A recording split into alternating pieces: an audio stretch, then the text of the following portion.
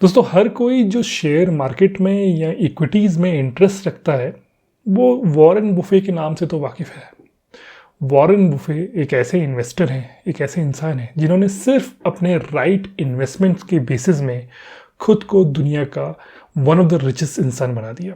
आज के दिन में उनकी net worth around 89 billion US dollars है और वो दुनिया के चौथे सबसे अमीर आदमी है। ये सक्सेस उन्होंने कैसे पाया, क्या उन्होंने किया?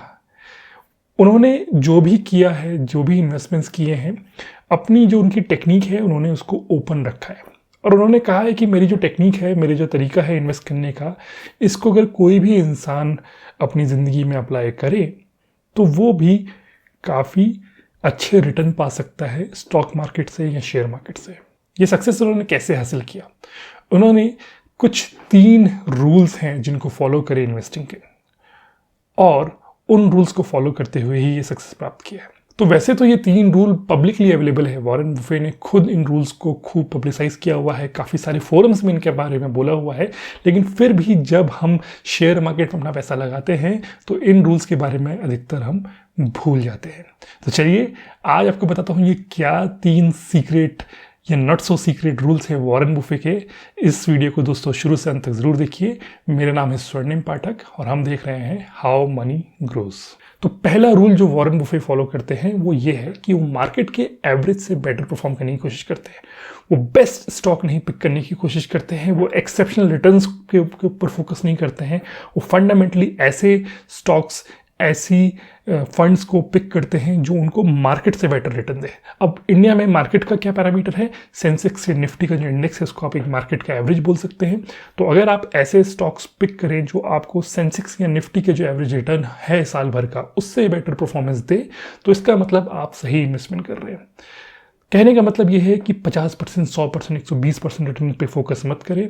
अगर आप ऐसा करेंगे तो हो सकता है आप अपने पोर्टफोलियो की परफॉर्मेंस देख करके थोड़ा हताश हों और फिर आप कुछ ऐसी गलत स्टेप ले बैठें जिससे कि आपको नुकसान हो जाए। उनका कहना है कि अगर मार्केट 8% से ग्रो कर रहा है तो आप ज़्यादा से ज़्यादा 10, 11, 12% पे अगर आप परफॉर्म कर रहा है आपका पोर्टफोलियो तो आपको खुश होना चाहिए। उसके पीछे वो एक और कारण बताते हैं। वो ये भी बोलते हैं कि सिर्फ पॉजिटिव ग्रोथ में मार्केट को बीट ना करें, नेगेटिव ग्रोथ में ही मार्केट को बीट करें, क्योंकि मार्केट तो ऊपर नीचे जाती है डिमांड सप्लाई स्पेकुलेशंस न्यूज़ के बेसिस में। तो अगर मान लीजिए सेंसेक्स डाउन जाता है, जैसे कि अभी रिसेंटली हुआ कोरोना वायरस के टाइम पे सेंसेक्स 30-40% टैंक कर गया, लेकिन अगर आपका पोर्टफोलियो सेंसेक्स के मुकाबले कम टैंक किया, सेंसेक्स 40% नीचे गया लेकिन आपका पोर्टफोलियो 35% ही नीचे गया, तो आपने उस केस में ही मार्केट को बीट करा है। और जब आप इस माइंडसेट से मार्केट में जाते हैं तो आपको पता रहता है कि जो मार्केट ऊपर नीचे जा रहा है तो साइक्लिक है, लेकिन अगर आप मार्केट से ऊपर हैं नेगेटिव और पॉजिटिव परफॉर्मेंस दोनों में, इसका मतलब आप कुछ सही कर रहे हैं, लॉन्ग टर्म में आपको इसके रिटर्न सही मिलेंगे। तो ये उनका पहला फंडामेंटल है। वो मार्केट का ऊपर नीचे का जाना नहीं देखते हैं, वो बस ये देखते हैं कि मार्केट जहाँ भी जा रहा है ऊपर या नीचे उनका पोर्टफोलियो उससे थोड़ा बेटर कर रहा है, इसका मतलब उनके इन्वेस्टमेंट्स बिल्कुल सही हैं। तो दूसरा नियम जो वॉरेन बुफे फॉलो करते हैं दोस्तों वो ये है कि वो कंपनी की इंट्रिंसिक वैल्यू देखते हैं, ना कि उसके शेयर की मार्केट वैल्यू देखते हैं। अभी इंट्रिंसिक वैल्यू और मार्केट वैल्यू क्या है इसको एक थोड़े एग्जाम्पल से थोड़ी देर में हम समझेंगे, लेकिन उससे पहले हम बात करते हैं कि आज के दिन में जो भी लोग शेयर मार्केट में पैसा लगाते हैं, जो रिटेल इन्वेस्टर्स हैं या जो रिटेल बायर्स हैं स्टॉक्स के, वो लोग जो है 90% ऑफ टाइम वो स्पेकुलेशन पे पैसा लगाते हैं रादर देन कि वो इन्वेस्टिंग करते हैं कंपनी का ड्यू डिलिजेंस करके। अब स्पेकुलेशन क्या है दोस्तों? स्पेकुलेशन है कहीं सुनी बात पे, कुछ न्यूज़ के बेसिस में, कुछ मार्केट ट्रेंड के बेसिस में, डिमांड सप्लाई के बेसिस में, किसी एक्सपर्ट की एडवाइस के बेसिस में हम लोग जो किसी कंपनी में पैसा लगा देते हैं तो उसको स्पेकुलेशन बोला जाता है। यानी कि अगर आपकी पड़ोसी ने किसी मार्केट के शेयर में पैसा लगाया, उसको अच्छा रिटर्न मिला, उसने बोला अरे मेरे को अच्छा रिटर्न मिला और ये कंपनी और ऊपर जाएगी, और आपने भी उस पर पैसा लगा दिया, तो ये स्पेकुलेशन है। अगर किसी कंपनी के बारे में बड़ी अच्छी न्यूज़ आई कि जैसे किसी कंपनी को किसी बड़ी वर्ल्ड कंपनी ने एक्वायर कर लिया और आपको ऐसा खुद लगा कि अब इस बड़ी कंपनी ने क्योंकि इसको एक्वायर किया हुआ है तो इसमें कुछ तो सही होगा, तो आपने उसमें पैसा लगा दिया, उसको भी स्पेकुलेशन बोला जाएगा। अगर आपको किसी एक्सपर्ट ने एडवाइस दी कि इस शेयर में पैसा लगाइए और आपने बस उस एक्सपर्ट के ऊपर बिलीव करके पैसा लगा दिया, उसको भी स्पेकुलेशन में बोला जाएगा। तो कहने का मतलब ये है कि जब आप किसी कंपनी की फाइनेंशियल्स को देखे बिना सिर्फ मार्केट में चलने वाली न्यूज़, ट्रेंड या अपनी गट फीलिंग के बेसिस में किसी भी कंपनी में पैसा लगाते हैं, उसके शेयर खरीदते हैं ये उम्मीद के साथ कि इसके शेयर के प्राइस ऊपर जाएंगे, उसको स्पेकुलेशन कहा जाता है। तो इन्वेस्टिंग क्या है? इन्वेस्टिंग में दोस्तों दो फंडामेंटल है। पहला फंडामेंटल ये है कि आप कंपनी का फाइनेंशियल परफॉर्मेंस देखते हैं। आप देखते हैं कि वो कैसा परफॉर्म कर रही है, उसकी बुक्स क्या बोलती हैं, क्या वो प्रॉफिटेबल कंपनी है, उसके इन्वेस्टर कितना पैसा बना रहे हैं। और दूसरी चीज़ जो आप देखते हैं वो ये है कि आप देखते हैं कि उस कंपनी का बिजनेस मॉडल कितना स्ट्रांग है, वो कंपनी आपको फ्यूचर में कितने रिटर्न दे सकती है, और इस रिटर्न के बेसिस में आप एक वैल्यू निकालते हैं। और वो वैल्यू अगर आपकी जो शेयर का प्राइस है उससे ज़्यादा होती है तो आप उसमें पैसा इन्वेस्ट करते हैं। अच्छा, स्पेकुलेशन से कैसे बचा जाए? मतलब ये बहुत टेम्पटिंग हो जाता है जब भी हम आसपास न्यूज़ सुनते हैं कि यार ये तो बड़े अच्छे रिटर्न दे रहा है। तो स्पेकुलेशन से बचने का भी एक उपाय वॉरेन बफे बताते हैं। वो ये बोलते हैं कि जब भी आप शेयर मार्केट में पैसा डालें तो इस माइंडसेट से ना डालें कि जब भी शेयर ऊपर जाएंगे आप उसको बेच देंगे, नीचे आएंगे आप खरीद लेंगे, यानी कि आप मार्केट की डायनेमिक्स में परफॉर्म करेंगे। आप ये सोचिए कि आप एक बिजनेस खरीद रहे हैं, यानी कि अगर आपको खुद का कुछ बिजनेस करना है तो उसमें आप जितनी ड्यू डिलिजेंस करेंगे उतनी ही ड्यू डिलिजेंस आप यहाँ इस शेयर को खरीदने में करें। आप ये मत सोचिए कि मैं बस थोड़ा सा पैसा डाल रहा हूँ, मेरे को कंपनी का बहुत ही छोटा सा शेयर मिल रहा है। आप ये सोचें कि आप पूरी कंपनी खरीद रहे हैं, तो तब आपको समझ में आएगा कि इस तरीके की कंपनी खरीदनी चाहिए या नहीं चाहिए, और अगर चाहिए तो क्या ड्यू डिलिजेंस करनी चाहिए।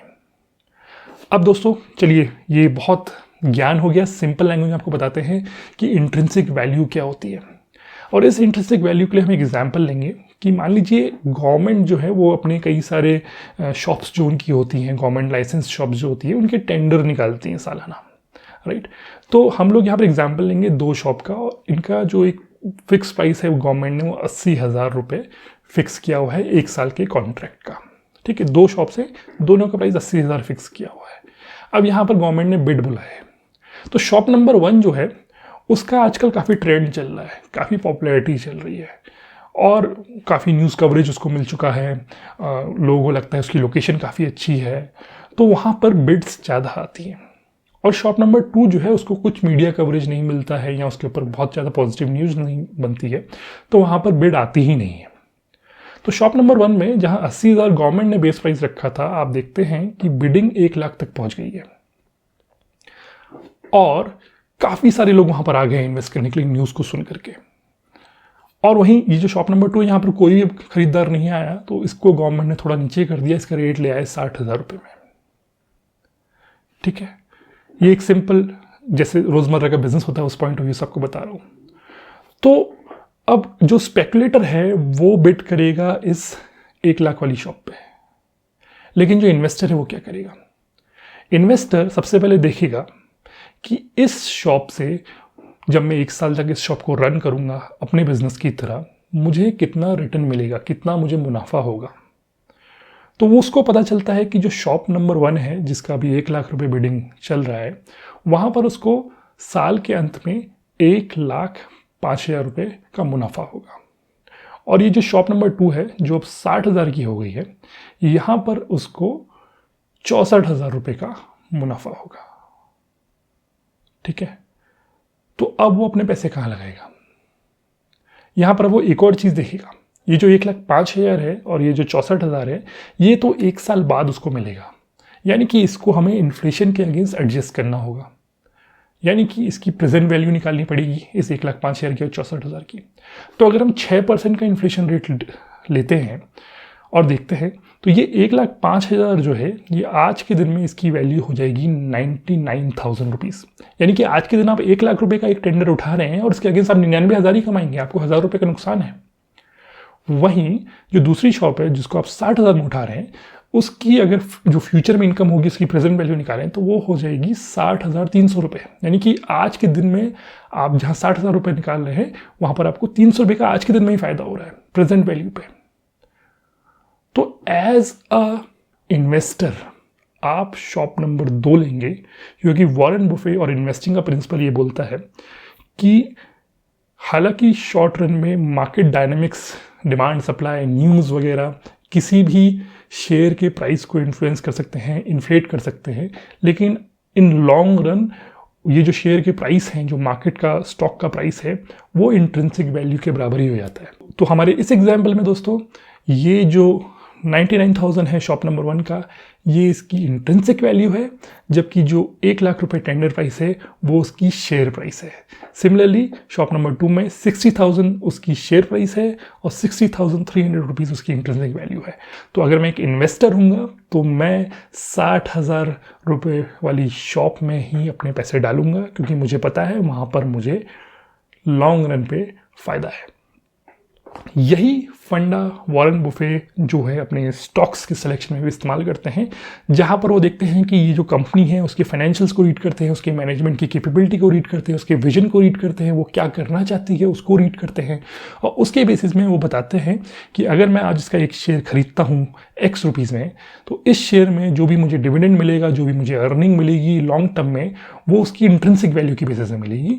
और ये जो इंट्रिंसिक वैल्यू है, अगर ये इंट्रिंसिक वैल्यू आज के शेयर प्राइस से ज़्यादा है तो मैं स्टॉक को खरीदूंगा, और ये इंट्रिंसिक वैल्यू अगर कम है तो चाहे कितना ही अच्छा स्टॉक हो, कितना ही उसका बज़ हो, मैं वहाँ पर पैसे नहीं डालूंगा। ये वॉरेन बुफे का रूल नंबर 2 है। और रूल नंबर 3 दोस्तों, be patient and enjoy the benefits of compounding. अब कंपाउंडिंग के लिए एल्बर्ट आइंस्टाइन ने एक बड़ा इंटरेस्टिंग कोट दिया है। उन्होंने बोला है कि compounding is the 8th wonder of the world, those who understand it earn it and those who don't pay it. यानी कि कंपाउंडिंग जो है, जिसकी समझ में आ गया वो उससे ज़िंदगी भर पैसे कमा के अमीर बन सकता है, और जिसको समझ में नहीं आया वो ज़िंदगी भर कंपाउंड इंटरेस्ट पे करता रहेगा और गरीब बनता रहेगा। वॉरेन बुफे यहाँ पर एक और एग्जाम्पल कोट करते हैं। वो बोलते हैं कि सन 1540 में मोनालिसा की पेंटिंग के बारे में तो आपने सुना ही होगा। इसको किंग फ्रांसिस ने खरीदा $20,000 की वैल्यू पे, ठीक है। और अगर वो $20,000 को 6% की एफडी में रख देते उस टाइम पे, और सन 2020 में फ्रांस का जो देश है उसको अगर कैश कराता, तो पता उसकी वैल्यू कितनी होती? मैंने लिखी हुई है, मैं पढ़ नहीं सकता हूँ। उसकी वैल्यू होती 87443597 और इसके आगे 15 जीरो, इतने $। बेसिकली आज का जो दुनिया का जीडीपी है, दुनिया का, ठीक है, इंडिया का नहीं, यूएस का नहीं, दुनिया का जो जीडीपी है उसका 615 मिलियन टाइम्स उस पेंटिंग का कंपाउंडिंग इंटरेस्ट आज हो गया होता। तो वॉरेन बुफे भी यही बोलते हैं कि जो भी रूल नंबर 1 से आपको मार्केट से बेटर रिटर्न आ रहा है 2-3% का, उसको री इन्वेस्ट करें, ऐसे शेयर खरीदें जिनकी इंट्रिंसिक वैल्यू जो है वो उनकी मार्केट वैल्यू से ज़्यादा है, और अपने रिटर्न्स को कंपाउंड करें और आप भी वेल्दी बन सकते हैं। तो दोस्तों ये है वॉरेन बुफे के वो 3 रूल जिन्होंने उनको बनाया है दुनिया का 4थे सबसे अमीर आदमी। चलिए अपनी लाइफ में भी इम्प्लीमेंट करते हैं, और किसी न किसी नंबर पे तो शायद हम में से कोई ना कोई पहुंच ही जाएगा। चलिए अगले वीडियो में फिर मिलते हैं।